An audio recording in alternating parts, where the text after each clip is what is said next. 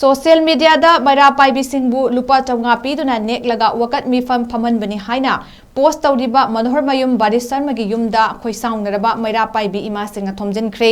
थौदो अदुगी मतंगदा मैरा पाइबी अमना फोंगदोखिबदा चीरबा मणिपुर की तानफम असिदा मैरा पाइबीसिंगबु पैसाना मंटिकनतुना थबक तौबगुमना उहनबा थमोइ सोंगा नुंगाइतबा फावी करिगुंबा इरांग असिगे मयोक्ता लैरबदी red zone area सिंगदा चंगदुना होटनसी हाइना पेंदबा फोंगदोखि लोइनना अथुबदा सेंगतोरकनबा वाफमसु थमखि इसान हाइरमदो हरे मा लागा गांगे को मैरागे सेक्रेटरी मोरी सिगी को हरे मा लागा सैरगे खोलगे गांगे मैरागी ममानी ममानी मानी माना कई ममा ममानी हाइजगेबको कई इसाना लालगदे लाले हाइहनगेबको इमा इबेन इमा इबेनी सेंग मैरा पाइबी सेक्रेटरी वजरीबनी सिदको अदुना करिगुम इसाना लालमगदि मयाम मांगने इबुंगो मयाम हाय सुमी को हाइजगे को वारी अमता हारगा लालेना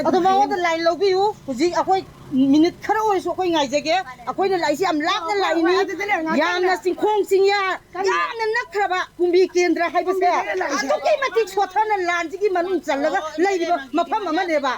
सिदैसा माना कछु लैतबई वांगा इबो फोटो यानिंदेबा कोय अदुगे फोटो लोइना खंगनरबा गातनी पांगीदे इबे याबा नते हुजी लैरिबा सिचुएशन जिदा माना फागी जोगाई सानबा याबा नतेबा पांगीदे इबे याबा हाइजिबो मान ओइना मी हालगा पाहा थाला कोइ लो यारसे आइरो अदुगिसु नते कोइ बेमाइ कैनो हाइगे को फेसबुक ते इजे अदुना मसादु पुथोपिरो वारी फसन सानजरगे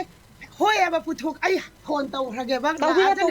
हुजिक लैरिबगी कंडीशन सिददी इमा इबेन दा माना सिंगनबगी वांगांगकपदो अदुगी पोतुनेबा कोइना मांगदगी माना इमा इबेन वाखलोंदगी हाइरिनो प्रमाणे तौबनो मदुगी पोतुनेबा मागी मसिनदगी खंगबा पामजरीसे होय अदुदि हाय हंगजरगे को गाता लैबिरो को फोन दा मा कराइ हंगिरो जे12 सिदा माना इरगा थागलकपा हुजिक लैरिबा इरांगसिदा माना इरगा थागलैदि याम नुंगाइजदेबा मिफम फंबो ओरगसु अदगी धरना फंबो ओरगसु लुपा संवा पीरगा ngasiना कदाइदा पांथोक्तोरिबा हाइबगी वाफमजे मसी अखोय पेंदेबा ममा मु ओइना सेंनारगदि हुजि लैरिबा कंडीशन सिदा माना ममा ओइबी कयाबु सिंगनरकांदा ngang इबा पैसागा मंतिकनरगा ngang इबा पोसे मसी अखोय थमोइ सोएबा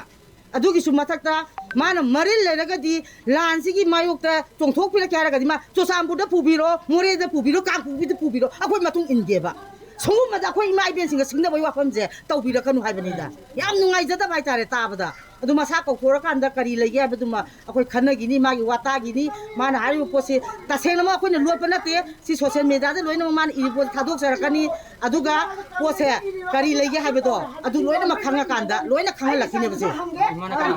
हा अखोय कुंबी केंद्र दैने आइरो अखोय कुंबी केंद्र गी अखोय सितुपुर गी ओइना दैना सेक्रेटरी